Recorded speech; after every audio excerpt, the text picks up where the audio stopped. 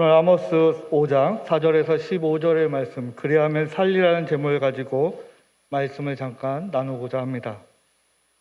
이 아모스서가 기록될 시기는 우리가 조금 배경을 이해해야 합니다.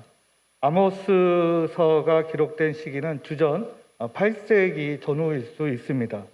이 당시에 이 북이스라엘 왕이었던 여로보암 2세의 시기에 북이스라엘은 어떻게 살았는지를 우리가 자세히는 알 필요는 없지만 주변의 정세를 통해서 하나님이 어떤 역사를 하시는지 우리가 조금 살펴볼 필요가 있습니다. 주전 8세기 여로보암 2세에 아모스 선지자가 활동하던 북이스라엘 역사 주변에, 즉 세계 정세는 굉장히 복잡하게 돌아가면서도 굉장히 북이스라엘에게 굉장히 편안한 시기였습니다. 북이스라엘의 바로 위쪽에 있는 아람 족속, 아람 왕에게는 아람 나라는 자기들끼리 지금 내전이 벌어지고 있는 시기였습니다. 또한 나일강 그 뒤에 있는 그 애굽도 역시 지금 그 정권이 변경되는 그런 혼란한 시기였습니다. 우리 성경에 나오는 강 건너 동쪽이 아니라 티그리스 유프라데스 강을 넘어가는 바벨론 지역도, 아수르가 바벨론 이 지역이 그 역시도 내전으로 인해서 매우 혼란한 시기를 겪고 있었습니다. 그로 인해서 여로보암 2세는 세계 정세에 크게 신경 쓰지 않아도 그 안에서 군사력을 형성하고 군사력을 키우고 도리어 아람 쪽에 있는 평화 지역의 성읍들을 되찾을 수 있기도 했습니다. 그래서 이 아모스 선지자가 활동하던 여로보암 2세의 치세 기간에는 이 북이스라엘은 굉장히 매우 경제적으로 부흥하던 시기였습니다.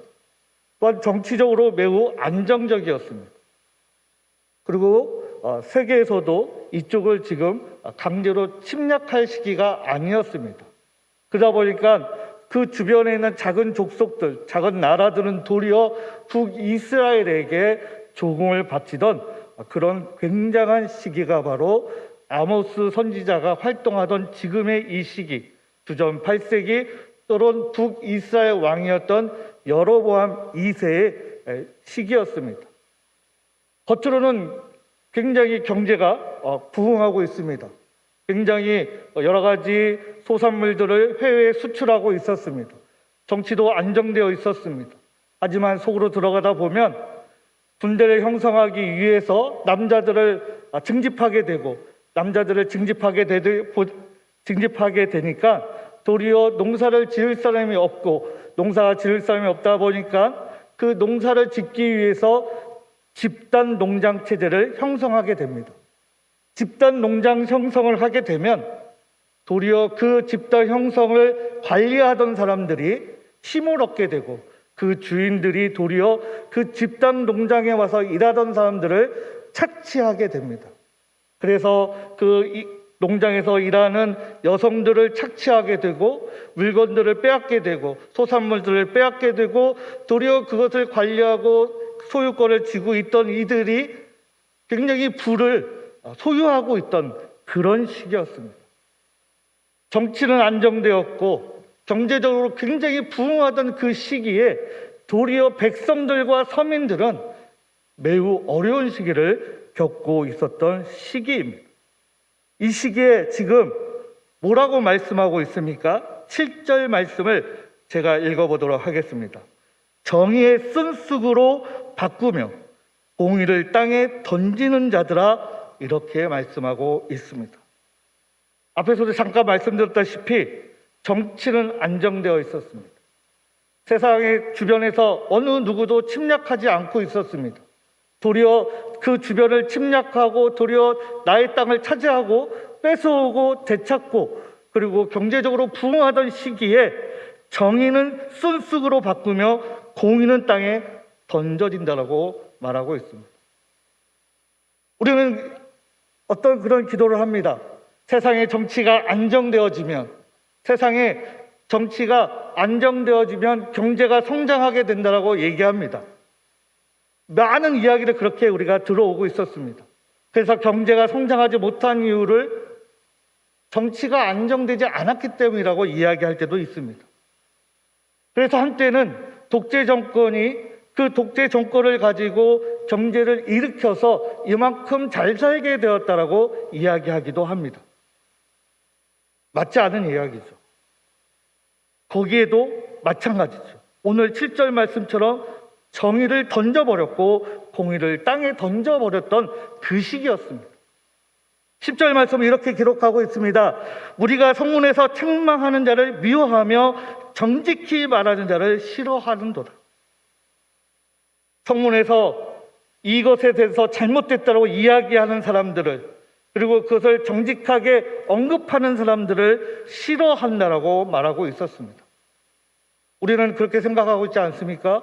정치가 안정되어지고 경제가 부흥하게 되면 우리 모두가 다 잘 살 거라고 이야기를 합니다.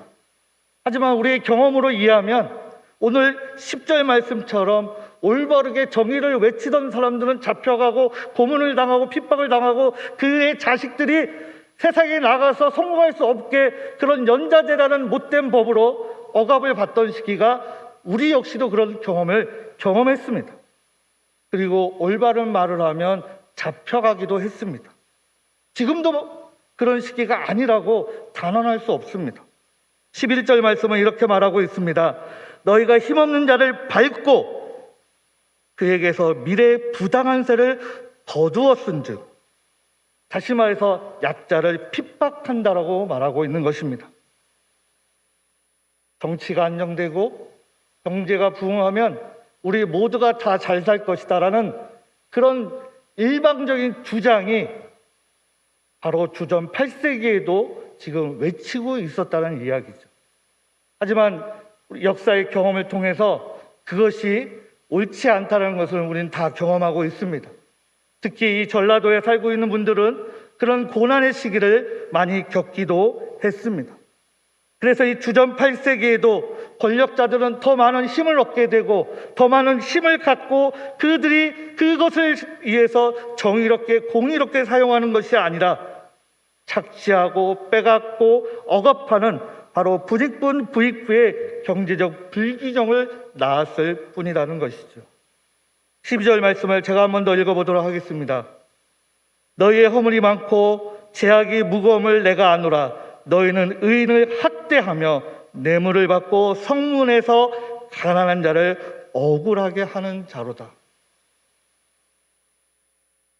결국 세상의 정치가 안정되어진다 할지라도, 그래서 경제가 굉장히 급성장한다 할지라도 그 안에 우리가 정의로워지지 않으면, 우리가 공의로워지지 않으면 그것은 뜬구름 같은 소식이라는 것을 오늘 12절 말씀을 통해서도 다시 한번 우리에게 언급하고 있습니다.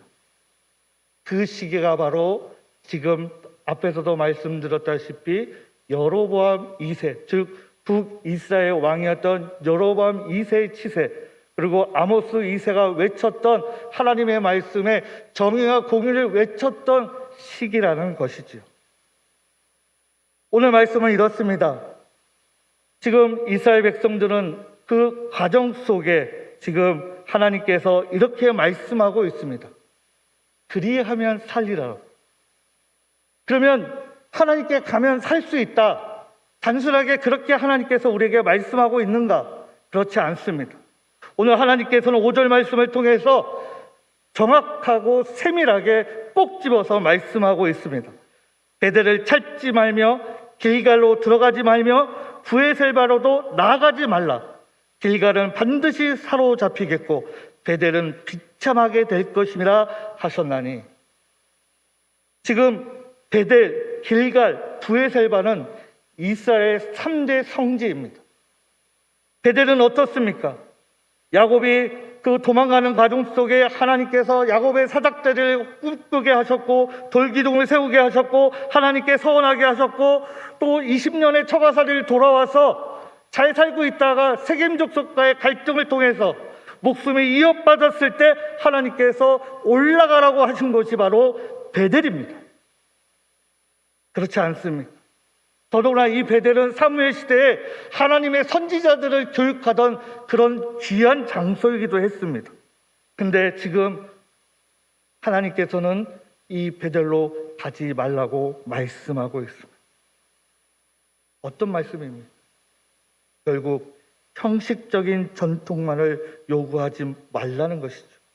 그것이 너희들의 살 길이 아니다. 형식적인 신앙의 모습이 너희들이 그것이 살 것이 아니다. 두 번째는 어떻습니까? 길갈입니다. 길갈은 어떤 것입니까? 이스라엘 백성들이 400년이 넘도록 애굽의 노예로 살다가 40년의 광야 생활을 마치고 드디어 첫 번째로 들어갔던 곳이 바로 그 적과 꿀이 흐르는 하나님께서 선택하시고 불러주셨던 땅이 그 길갈이었습니다. 하지만 그 길갈은 무엇입니까? 바로 여기에서 하나님의 새 역사가 이스라엘 역사에게 허락해 주신 그 땅이었습니다. 그 첫 번째 길목이었습니다. 그럼에도 불구하고 하나님께서는 그 길갈로 가지 말라고 말씀하고 있는 것이죠. 브에셀바는 어떻습니까? 브에셀바는 아브라함이 자신의 가장 귀한 아들인 이삭을 하나님께서 바치라고 말씀하신 장소였습니다. 그것이 바로 브에셀바라는 것이죠. 바로 베델과 길갈과 브에셀바는 이스라엘 역사에서도 가장 중요한 곳이었습니다. 그래서 이스라엘 백성들이 어려움에 닥치면 베델로 가자, 길갈로 가자, 브에셀바로 가자, 그렇게 끊임없이 구약 성경을 통해서 외쳤던 하나님의 장소였습니다. 그래서 위기 때마다, 힘들 때마다, 목숨을 위협받을 때마다, 굉장히 절벽에 놓였을 때마다 달려가던 곳이 바로 베델과 길갈과 브에셀바였습니다. 하지만 하나님께서 말씀하고 있습니다. 가지 마라. 갈 필요 없다. 가도 안 된다. 살 수 없다. 너희는 가면 잡혀갈 것이다. 죽을 것이다 라고 말씀하고 있는 것이죠. 결국 이 세 장소를 언급하신 목적은 무엇일까요? 한 주간의 삶이 단순히 하루 하나님께 예배를 드렸다고 해서, 하나님께 헌금했다고 해서 우리 신앙의 모습을 다했다라고, 내 할 도리를 다했다라고 그런 우리의 모습을 하나님께서 살려주신다라고 말씀하는 것이 아니라는 것이죠. 그것은 인간적인 방법입니다. 인간적인 방법은 절대로 하나님께서 우리를 살려주지 않습니다. 그러면 우리는 어떻게 살 수 있습니까?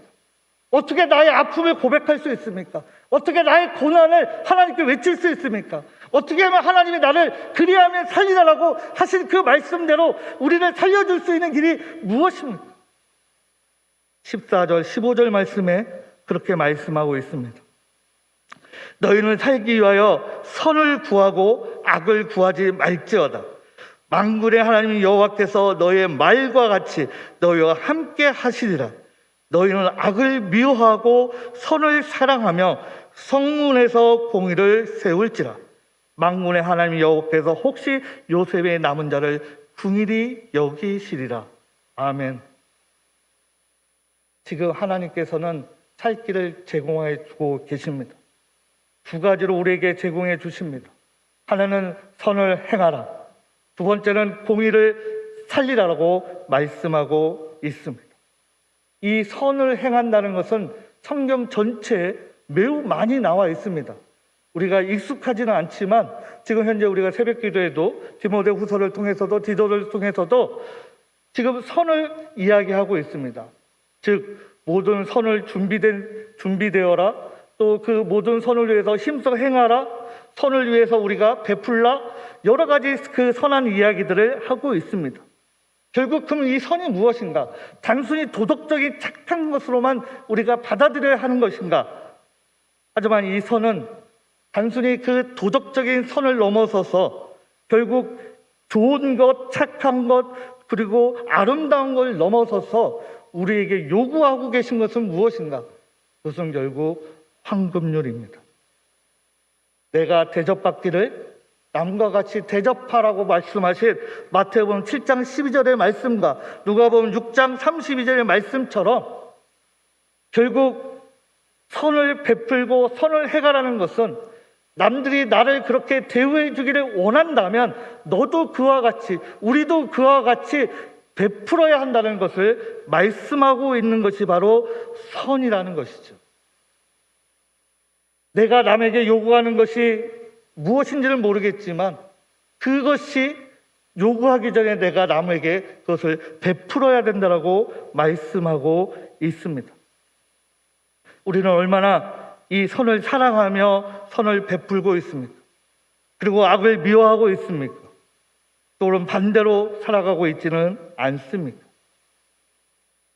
이 선을 위해서, 결국 이 모습을 위해서, 이 황금률을 위해서 예수 그리스도께서 우리를 위해서 십자가에 못 박혀 돌아가시고, 그래서 우리를 살려주지 않으셨습니다. 예수님은 그와 같이 우리도 따르기를 원하고 계십니다. 다시 말해서 선을 사랑하기 위해서는 남을 위해서 또 남을 대접하는 우리의 모습이 드러나야 된다는 것이죠. 두 번째는 무엇입니까?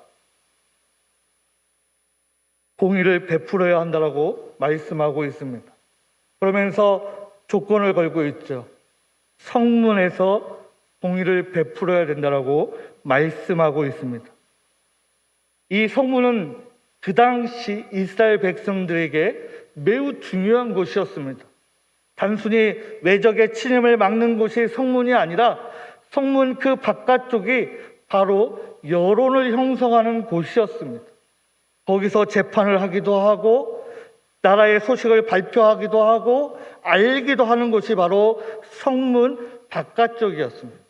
재판을 하고 또 사소한 그 조그만 성문 앞에서도 그 지파마다 거기에서 재판을 하고 판결을 하고 그리고 거기에서 아주 사소한 것까지 이야기를 나누고 계약하던 곳이 바로 성문 밖이었죠. 우리가 잘 아는 롯의 이야기, 보아스의 이야기도 알 것입니다. 거기에서 계약을 파기하고 새로운 계약을 맺는 그런 예화도 우리가 기억하고 있을지 모르겠습니다. 다시 말해서 성문 밖이라는 것, 즉 성문이라는 것은 사법과 정치와 언론을 이야기하고 있는 것이죠. 거기에서 지금 하나님께서는 아모스를 통해서 거기에서 공의를 세우라고 말씀하고 있습니다. 하지만 어떻습니까? 주전 8세기에도 앞에서 말씀드렸다시피 지금 힘을 가진 사람이, 권력자들이, 그리고 힘을 누리고 있는 사람들이, 군사를 거느린 사람들이 약자들을, 가난한 자들을 억압하고 빼앗고 착취한다라고 말씀드렸다시피 현재 우리가 살아가고 있는 이 시대의 모습도 그와 같다라고 말씀드릴 수 있습니다. 아무리 정치가 안정되어져도 경제가 성장한다 할지라도 법이 항상 균형을 유지하고 있습니까? 그렇지 않습니다. 제가 볼 때는 그렇지 않습니다. 법을 세울 때마다, 그리고 그 법이 새로운 법을 세울 때마다 힘 있는 자들은 또 빠져나갈 구멍을 만들어 놓고 있지 않습니다. 지금 만들어져 있는 지금 이 법도 제가 볼 때는 잘은 모르지만 지금 이 세워지고 있는 우리나라에서 집행되어지는 이 법도 균형과 공정하다고 저는 생각되어지지 않습니다. 이런 상황 속에 우리는 어떻게 살아가야 합니까? 하나님께서는 앞에서도 말씀드렸다시피 두 가지를 말씀하고 있습니다. 선을 사랑하라, 악을 미워해라, 성문에서 공의를 세워라. 우리가 세울 수 없는 그 공의가 아니라 내 삶에 들어와 있는 그 부분에서부터 우리의 공의의 삶을 잘 살릴 수 있고 세울 수 있고 공의와 정의를 세울 수 있는 저와 여러분들이 되기를 간절히 소망합니다.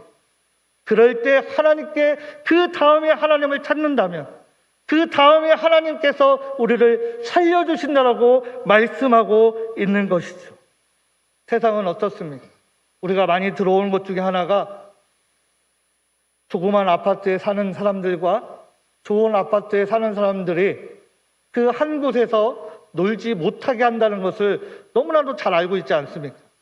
아이들이 집에 차와 아파트의 평수를 나눠서 편가르기를 하고 좋은 아파트의 사이를 지나가지 못하게 작은 아파트에 사는 사람들이 그 빠른 길을 통과하지 못하게 하는 것이 현실에서 벌어지고 있는 우리의 삶의 모습이지 않습니까? 그러면서 하나님께 나아가서 나를 살려달라고 외치고 있는 것이 바로 우리 그리스도인들의 모습이라는 것이죠. 어떻게 그 아이들이 성장하고 나서 그들에게 공의와 정의를 배우고 실천하라고 우리가 외칠 수 있겠습니까? 이 아이들부터 우리가 공의와 정의를 가르치고 우리의 삶을 통해서 공의와 정의와 선을 베풀고 구제하고 긍휼을 베풀고 이웃을 사랑하고 협력하고 협의해서 하나님의 공의를 세울 수 있는 저와 여러분들에게 간절히 소망합니다. 단순히 베드로 올라가자, 일갈로 올라가자, 구해살바로 올라가자 하는 것이 아니라 내 삶에서부터, 내 집과 내 주변과 내 일터와 내 영역에서부터 상을 사랑하고 공의를 베풀고 공의를 해서 희생할 수 있는 우리의 믿음을 달라고 기도하시기 바랍니다. 그것이 바로 하나님께서 우리에게 아모스를 통해서 우리에게 불러주신 것입니다. 요셉은 2개의 지파를 받았습니다. 하지만 결국 어떻게 됐습니까? 그 지파가 사라졌습니다. 그리고 남은 지파는, 결국 세워진 지파는 유다 지파였습니다. 우리의 삶이 지금 위대할지라도 하나님을 보시기에는 지금 촛불과 같을 수 있다는 것이죠. 그러면서 이렇게 말씀하고 있습니다. 14절, 15절 말씀에 이렇게 말씀하고 있죠. 만군의 하나님 여호와께서 혹시 요셉의 남은 자를 긍휼히 여기시리라. 하나님께 우리가 부족하지만 선을 베풀려고 노력하고 악을 미워하려고 노력하고 공의를, 정의를, 그리고 모든 하나님께서 말씀하신 것을 지키려고 노력한다면 아무리 우리가 작은 자라 할지라도, 아무리 우리가 남은 자라 할지라도 긍휼히 여기시리라고 말씀하고 있습니다. 오늘 저와 여러분들이 하나님께서 원하시는 선을 사랑하고 악을 미워하며 하나님의 공의를 세울 때 하나님께서 우리를 긍휼히 여기시리라 믿습니다. 우리 한 주간 우리가 힘들더라도 어렵더라도 손해본다 할지라도 하나님께서 긍휼히 여김을 받을 수 있는 삶으로 달려갈 수 있기를 간절히 소망합니다. 기도하겠습니다. 하나님 감사합니다. 우리 아모스서를 통해서 우리가 다시 한번 하나님이 베풀어 주신 사랑을 기억하고 예수 그리스도의 사랑을 통해서 우리가 지금 이 자리에 왔음을 우리가 고백하게 하여 주시옵소서. 예수 그리스도의 사랑을 가지고 그 받은 사랑을 다시 이웃들을 향하여 베풀 수 있는 우리 목포 보험교회 성도님들이 되게 하여 주시기를 우리 주 예수 그리스도의 이름으로 기도드립니다. 아멘.